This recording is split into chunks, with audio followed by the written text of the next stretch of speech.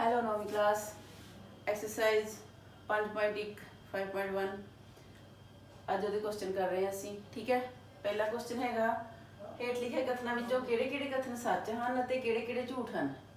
ਠੀਕ ਹੈ, ਆਪਣੇ ਉੱਤਰਾਂ ਲਈ ਕਾਰਨ ਦਿਓ। ਅਸੀਂ ਟਰੂ ਫਾਲਸ ਦੱਸਣੇ ਆ। Which of the following statements are true and which are false. Give reason for your answer. ਤੇ ਰੀਜ਼ਨ ਵੀ ਦੇਣਾ ਅਸੀਂ ਕਿ ਕਿਉਂ ਇਹ ਗਲਤ ਹੈ ਤੇ ਕਿਉਂ ਇਹ ਠੀਕ ਹੈ। ਠੀਕ ਹੈ, ਸੋ ਸਭ ਤੋਂ ਪਹਿਲਾਂ ਹੈਗਾ कि एक बिंदु तो होके सिर्फ एक ही रेखा खींची जा सकती है।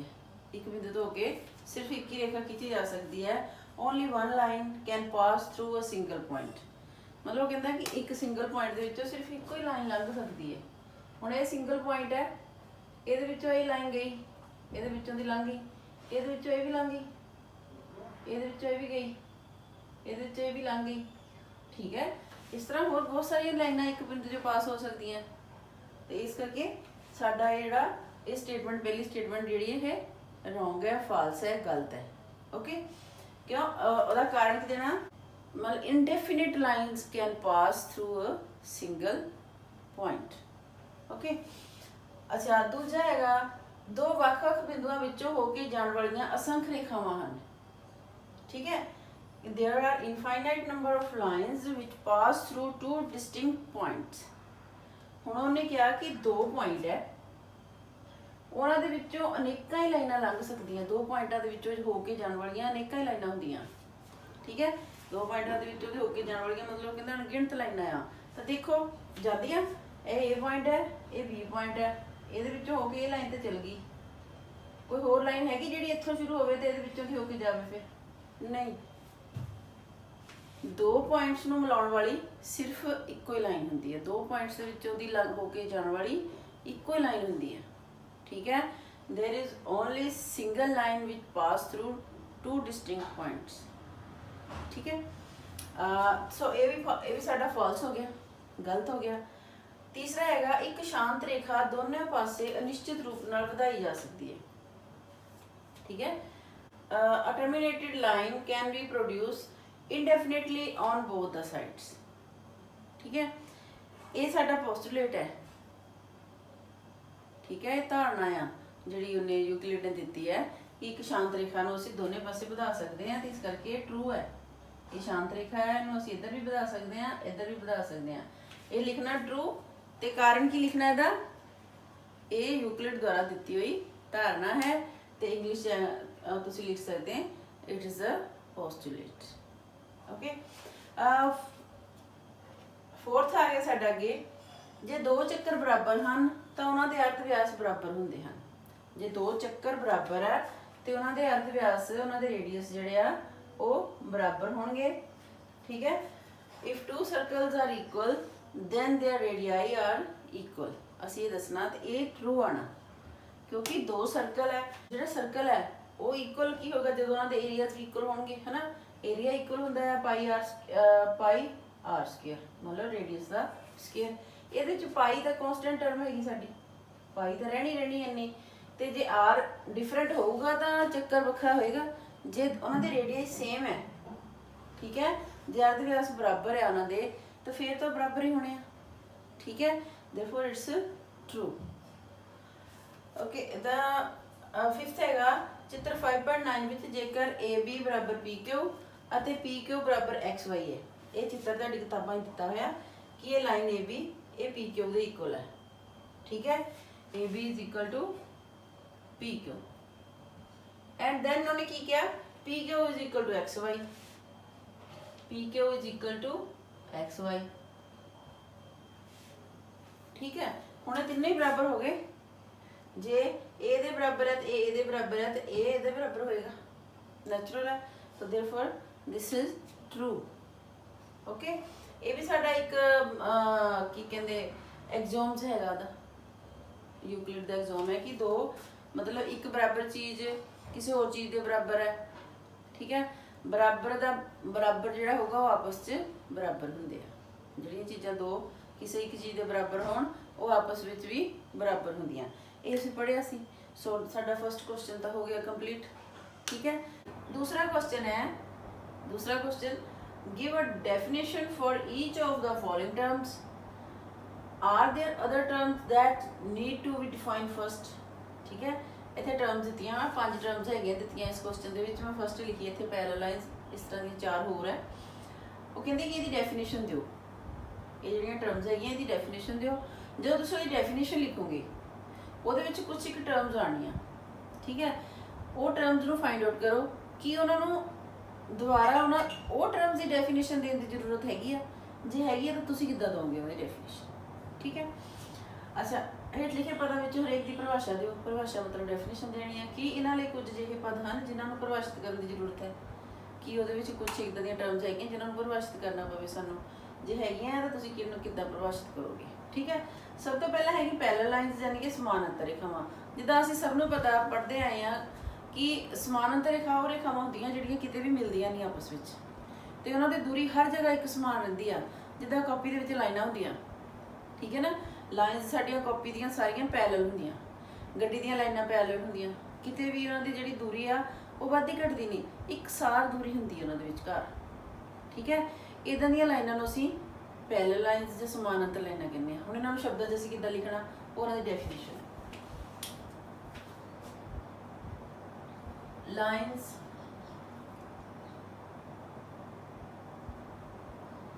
on a plane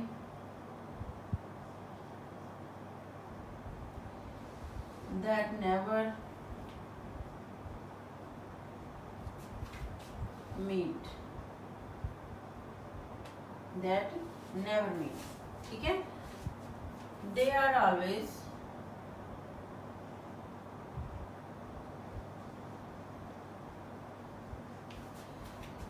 maintain the same distance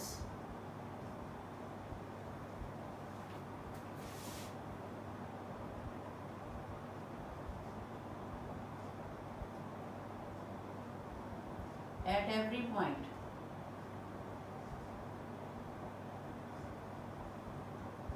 at every point। ठीक है, लाइन्स किसी प्लेन के उत्ते किसी तल के उत्ते कुछ लाइनां जिहड़ियां वो किते भी मिलदियां नहीं। ठीक है, तो दूसरी उन्होंने गल हैगी आ कि वो हमेशा ही अपनी जिहड़ी दूरी है वो बराबर बना के रखदियां, किते भी इदां नहीं हुंदी। मतलब लाइनां मिलदियां नहीं तो हमेशा ये इदां ही होणगियां, हर जगह ते उन्हां दी दूरी आपस में बराबर होएगी। लाइनां ते भी नहीं मिल रहीआं पर ये दूरी इत्थों घट जाती है ना, ये पैरेलल नहीं मन्नियां जांदियां, मिलदियां ते भी है नहीं कि दिखदियां सानूं, पर यह वालियां जिहड़ियां दी किते किते मतलब दूरी घटदी नहीं है। ठीक है, इन्हां नूं असीं पैरेलल लाइन्स बोलदे आ। ते इहदे विच देखो कोई टर्म्स आंदियां जिहड़ियां टर्म्स नूं असीं परिभाषित करना, जिद्दां नंबर 1 ते लाइन्स आ गया, नंबर 2 ते प्लेन आ गया। ठीक है, जिहड़ी चीज़ सानूं समझनी चाहिदी आ, कहण दा भाव लाइन्स की हुंदियां सानूं दा पता होना चाहिदा, प्लेन की है सानूं दा पता होना चाहिदा। उस तो बाद कुछ हैगा, उस तो बाद पॉइंट है।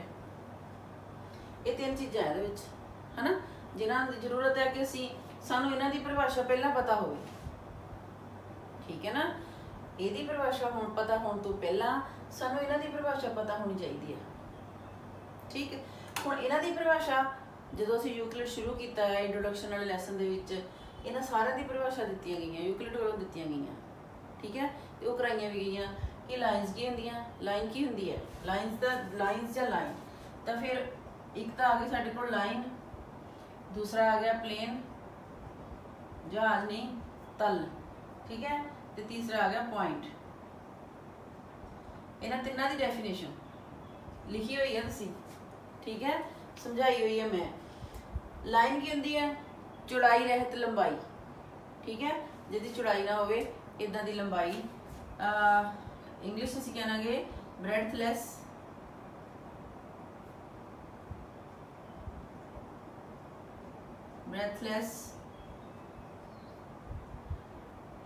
Length called line. ठीक है, प्लेन की हुंदा है, plane has only length and breadth.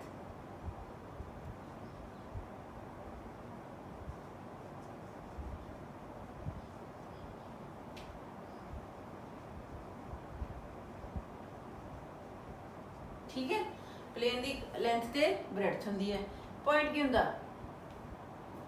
Point no part which has no part, उसका कोई हिस्सा ही नहीं हुंदा, ना उसकी लेंथ होंदी है, ना उसकी ब्रेडथ होंदी है, ना उसकी हाइट होंदी है, ना उसकी ना वो जगह घेरदा, जस्ट डॉट। ठीक है। Point has no part.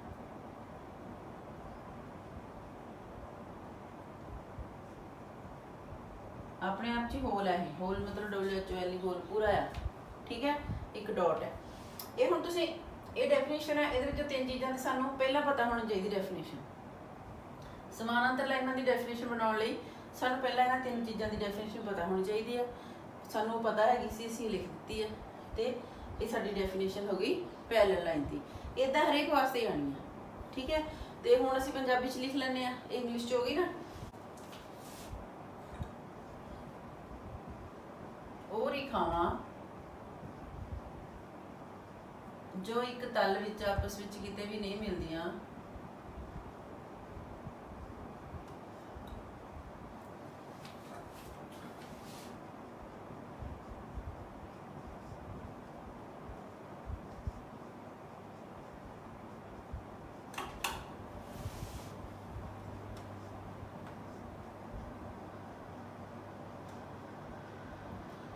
ਤੇ ਉਹਨਾਂ ਦੀ ਆਪਸੀ ਦੂਰੀ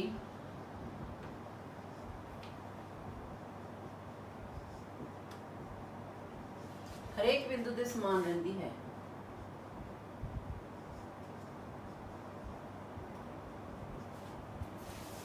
ਬਿੰਦੂ ਤੇ ਇੱਕ ਸਮਾਨ ਰਹਿੰਦੀ ਹੈ।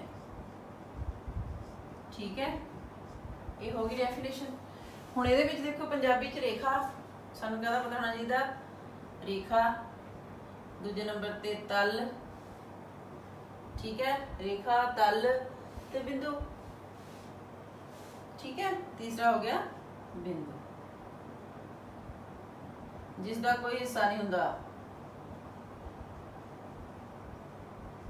सौखा ही काम है इहदा, जिसका कोई हिस्सा नहीं हुंदा।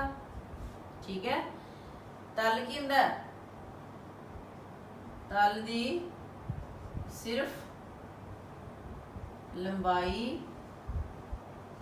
अते चौड़ाई हुंदी है। ठीक है। हुण असीं पहले नंबर ते जी रेखा, रेखा की हुंदी है? चौड़ाई रहत लंबाई, चौड़ाई रहत लंबाई। ठीक है। जो चौड़ाई भी हो जाए तो तल बन जाता। ठीक। तो हुण ये साडे कोल हो गई वो चीज़ां जिन्हां दी सानू पहला परिभाषा पता होनी चाहिए है। समानांतर रेखावां की परिभाषा लिखण तो पहला जिहड़ियां चीज़ां सानू पता होनी चाहिए। ठीक है। हुण असीं करिए दूसरी टर्म। 2 नंबर ते हैगी है परपेंडिकुलर लाइन, यानी कि लंब रेखा। ठीक है।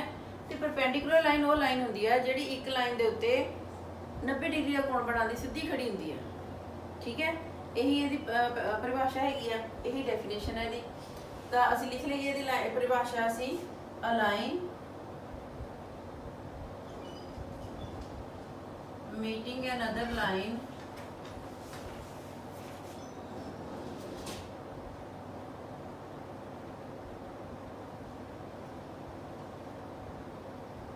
at right angle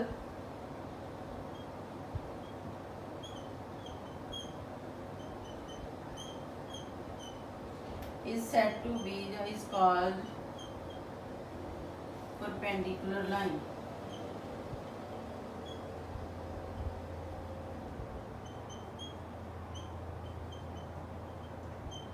ठीक है। ये हुण इहदी डेफिनेशन हो गई कि एक लाइन जिहड़ी दूजी लाइन में मिलती है to another line at right angle. जो राइट एंगल ते मिलती है तो ਉਹਨੂੰ ਅਸੀਂ परपेंडिकुलर लाइन बोलते हैं। ਹੁਣ ਇਹ ਸਮਾਨਾਂਤਰ ਰੇਖਾਵਾਂ ਦੀ परिभाषा जानने तो पहला ਸਾਨੂੰ ਕਿਹੜੀਆਂ टर्म की परिभाषा पता होनी चाहिए सी। ਉਹਨਾਂ ਵਿੱਚ देखो ਇਹਦੇ ਚ ਕੀ आती है। एक तो लाइन हो गई। ठीक है। लाइन हो गई तो एक साडे कोल हो गया एंगल। ठीक। ਇਹ दो चीज़ों की परिभाषा ਸਾਨੂੰ पता होनी चाहिए है मेरे ख्याल नाल। तुसीं जे देखोगे तुहानूं कुछ होर लभेगा तो देख लिओ। ठीक है। मेरे ख्याल नाल ਇਹਨਾਂ ਦੋਨਾਂ ਦੀ ਪਰਿਭਾਸ਼ਾ ਸਾਨੂੰ ਪਤਾ ਹੋਣੀ ਚਾਹੀਦੀ ਆ। ਲਾਈਨ ਦੀ ਮੈਂ ਤੁਹਾਨੂੰ ਪਿਛਲੇ ਪਹਿਲੇ ਨੰਬਰ 'ਚ ਲਿਖਾ ਦਿੱਤੀ ਨਾ, ਤੇ ਉਹ ਤੁਸੀਂ ਇੱਥੇ ਲਿਖਣੀ ਹੈ, ਠੀਕ ਹੈ। ਉਸ ਤੋਂ ਬਾਅਦ ਇੱਥੇ ਆ ਗਿਆ ਐਂਗਲ। ਐਂਗਲ ਕੀ ਹੁੰਦਾ?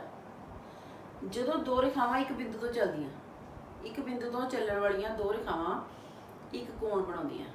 ਨਾ ਦੇਖੋ ਨਾ ਕਿ ਇਹ ਸਾਡਾ ਬਿੰਦੂ ਹੈ ਇੱਕ, ਇੱਥੋਂ ਇਹ ਰੇਖਾ ਗਈ ਇੱਧਰ ਨੂੰ, ਰੇ ਗਈ, ਦੋ ਕਿਰਨਾਂ ਕਹਿ ਲਓ, ਰੇਖਾਵਾਂ ਵੀ ਕੀ ਦੋ ਕਿਰਨਾਂ। ਹੁਣ ਕਿਰਨ ਨਹੀਂ ਮੈਂ ਕਹੂੰਗੀ, ਇੱਥੇ ਰੇਖਾ ਕਹੂੰਗੀ, ਕਿਉਂ ਕਿਰਨ ਇੱਕ ਹੋਰ ਨਵੀਂ ਡੈਫੀਨੇਸ਼ਨ ਹੋ ਜਾਣੀ ਸ਼ੁਰੂ। ਦੋ ਰੇਖਾਵਾਂ ਇੱਕ ਬਿੰਦੂ ਤੋਂ ਸ਼ੁਰੂ ਹੁੰਦੀਆਂ ਤੇ ਉਹ ਕੋਣ ਬਣਾਉਂਦੀਆਂ। ਇੱਥੋਂ ਇੱਕ ਇਹ ਸ਼ੁਰੂ ਹੋ ਗਈ, ਇਹ ਕੋਣ ਬਣ ਗਿਆ, ਠੀਕ ਹੈ। ਇੱਦਾਂ ਕਰ ਲਈ ਅਸੀਂ, ਇਹ ਲਾਈਨ ਹੈ ਇੱਧਰ ਇੱਧਰ ਗਈ ਦੂਜੀ, ਤੇ ਇਹ ਕੋਣ ਬਣ ਗਿਆ।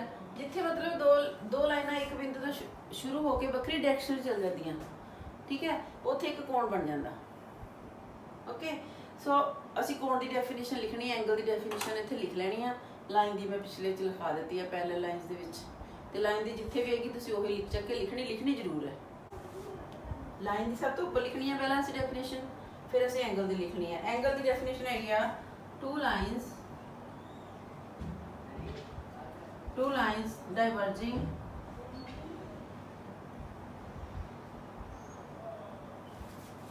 from a single point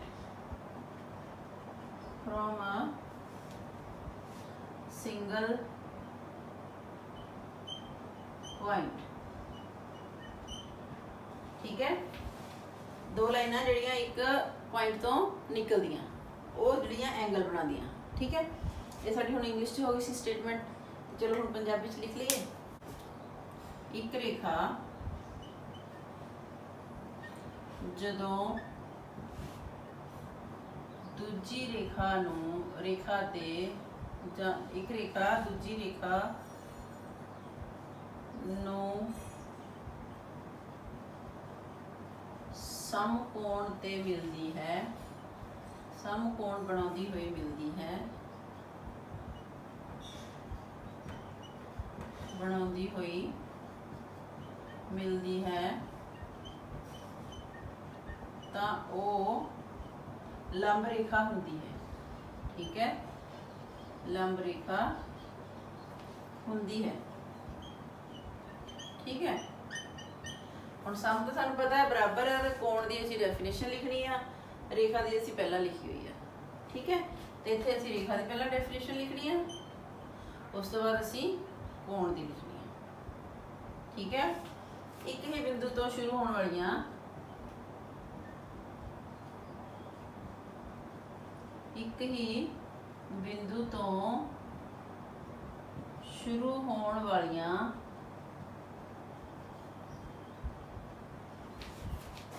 ਦੋ ਰੇਖਾਵਾਂ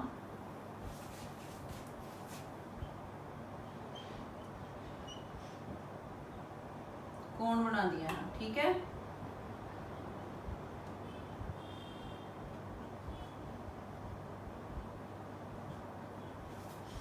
ਸੋ ਇਹ ਸਾਡਾ ਹੋ ਗਿਆ ਪਰਪੈਂਡੀਕੂਲਰ ਲਾਈਨ। ਤੇ ਹੁਣ ਅਸੀਂ ਥਰਡ ਕਰਦੇ ਹਾਂ। ਥਰਡ ਹੈਗਾ ਸਾਡਾ ਰੇਖਾਖੰਡ। ਰੇਖਾਖੰਡ ਜਾਂ ਇੰਗਲਿਸ਼ 'ਚ ਅਸੀਂ ਬੋਲਦੇ ਲਾਈਨ ਸੈਗਮੈਂਟ। ਲਾਈਨ ਸੈਗਮੈਂਟ ਉਹ ਹੁੰਦਾ ਆ ਠੀਕ ਜਿਹਦੇ ਦੋ ਐਂਡ ਪੁਆਇੰਟ ਹੁੰਦੇ ਆ, ਠੀਕ ਹੈ। ਲਾਈਨ ਸੈਗਮੈਂਟ ਕੀ ਹੁੰਦਾ? ਜਿਹਦੇ ਦੋ ਐਂਡ ਪੁਆਇੰਟ ਹੁੰਦੇ ਆ। ਲਾਈਨ ਤਾਂ ਪੂਰੀ ਹੁੰਦੀ ਹੈ ਨਾ, ਜਿਹਦੀ ਕੋਈ ਲੰਬਾਈ ਨਿਸ਼ਚਿਤ ਨਹੀਂ ਹੁੰਦੀ, ਦੋਨੇ ਪਾਸਿਆਂ ਨਾਲ ਵੱਧਦੀ ਹੈ।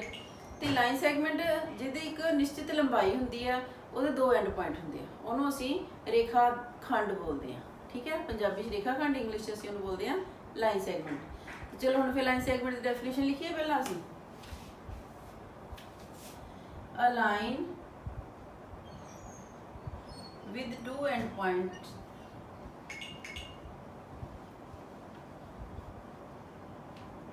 with two end points,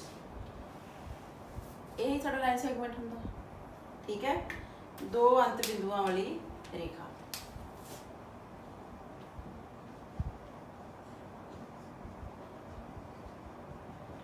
ਦੋ ਅੰਤ ਬਿੰਦੂਆਂ ਵਾਲੀ ਰੇਖਾ, ਉਹਨੂੰ ਅਸੀਂ ਕਹਿੰਦੇ ਆ ਲਾਈਨ ਸੈਗਮੈਂਟ, ਠੀਕ ਹੈ।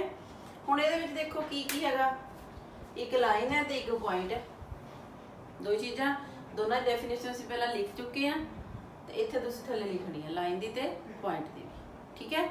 ਤੇ ਹੁਣ ਅਸੀਂ ਚੌਥੇ ਨੰਬਰ ਤੇ ਆ ਜਾਈਏ ਤੇ फोर्थ हैगा रेडियस ऑफ अ सर्कल, ਚੱਕਰ ਦਾ ਅਰਧ ਵਿਆਸ। ਚੱਕਰ ਦਾ ਅਰਧ ਵਿਆਸ ਕੀ ਹੁੰਦਾ? ਸੈਂਟਰ ਤੋਂ ਚੱਕਰ ਤੱਕ ਦੀ ਦੂਰੀ, ਇਹੀ ਹੁੰਦਾ ਨਾ। ਤੇ ਹੁਣ ਉਹਦੀ ਅਸੀਂ ਡੈਫੀਨੇਸ਼ਨ ਲਿਖਣੀ ਇਹੀ ਲਿਖਾਂਗੇ। ਫਿਰ ਲਿਖੀਏ ਦੀ ਡੈਫੀਨੇਸ਼ਨ ਵੀ, the line with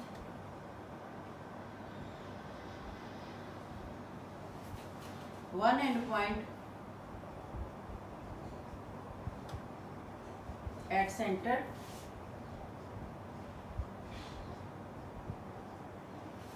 and other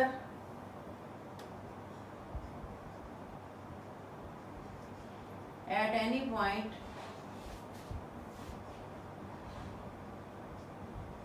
on the circle boundary।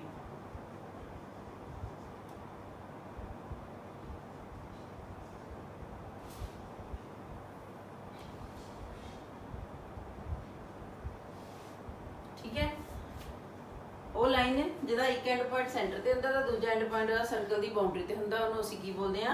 Radius. उहनूं की बोलदे? रेडियस बोलदे आ। तां इहदे विच देखो किहड़ी किहड़ी टर्म हैगी आ, जिहड़ी एक तां लाइन हो गई, ठीक है, तां पॉइंट हो गया, ओके,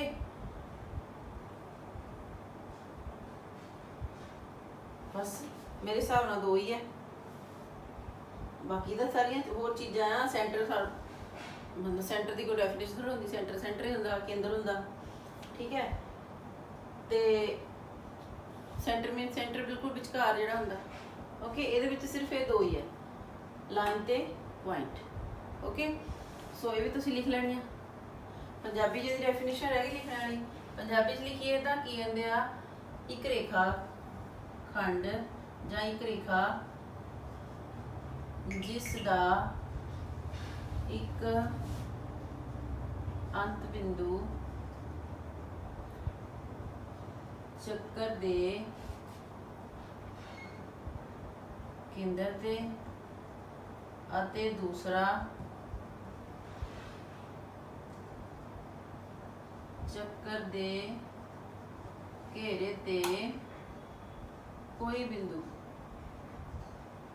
होवे, ठीक है। ये हो गई इसकी डेफिनेशन। तो तुसीं वक्री वक्रियां दो चीज़ां दियां बाद च लिखणियां कि सानूं किहड़ा पहला पता होना चाहिए, एक लाइन का एक पॉइंट का, एंड का मतलब तो आखिरी पता ही है, ठीक है। सो हुण असीं पंजवें नंबर ते आ जाइए। तो पंजवां नंबर हैगा स्केयर या वर्ग, पंजाबी च असीं वर्ग बोलते, इंग्लिश च स्केयर आ। तो सानूं पता स्केयर की हुंदा, जिहदियां चारे साइड्स इक्को जिहियां हुंदियां, ते जिहदे चारे कोण बराबर हुंदे आ, ते नाले 90 डिग्री दे हुंदे आ, ठीक है। चारे कोणों दे समकोण हुंदे आ, बराबर हुंदे आ, ते चारे भुजावां भी उहदियां बराबर हुंदियां, उहनूं असीं वर्ग बोलदे आ। तो लिख लईए असीं डेफिनेशन, कोई औखी नहीं है ना। अ क्वाड्रिलेटरल एक चतुर्भुज हुंदी है, अ quadrilateral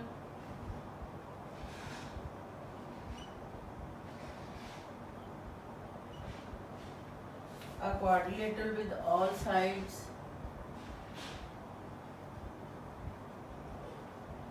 equal, with all sides equal and all angle and all angles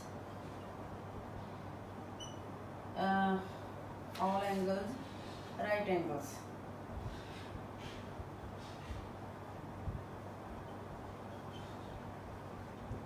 is called square, ठीक है। एक चतुर्भुज जिहदियां सारियां भुजावां बराबर होण ते जिहदे सारे कोण जिहड़े 90 डिग्री दे होण, ਉਹਨੂੰ ਅਸੀਂ वर्ग कहने आ। यही कहांगे ना ਅਸੀਂ पंजाबी च। एक चतुर्भुज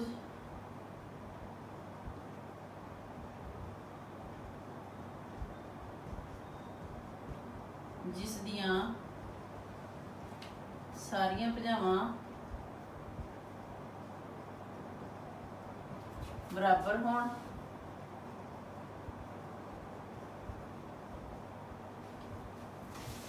सारे कोण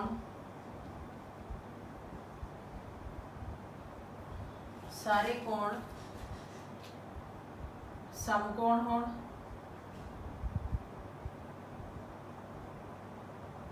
ਉਸ ਨੂੰ ਵਰਗ ਕਿਹਾ ਜਾਂਦਾ ਹੈ।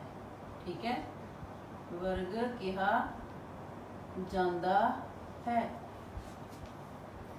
ਸੋ ਹੁਣ ਇਹ ਸਾਡਾ ਹੋ ਗਿਆ ਸਕੁਅਰ।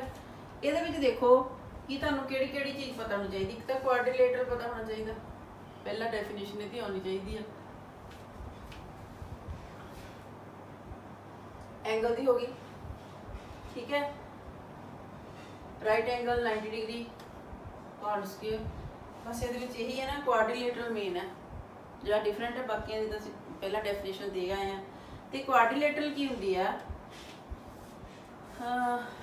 असी क्वाड्रिलेटरल की डेफिनेशन लिख दईए।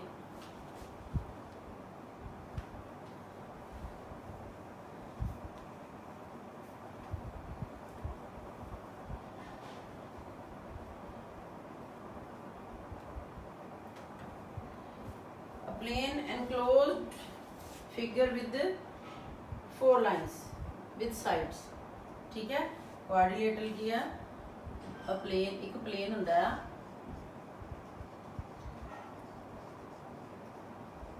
Enclosed with 4 lines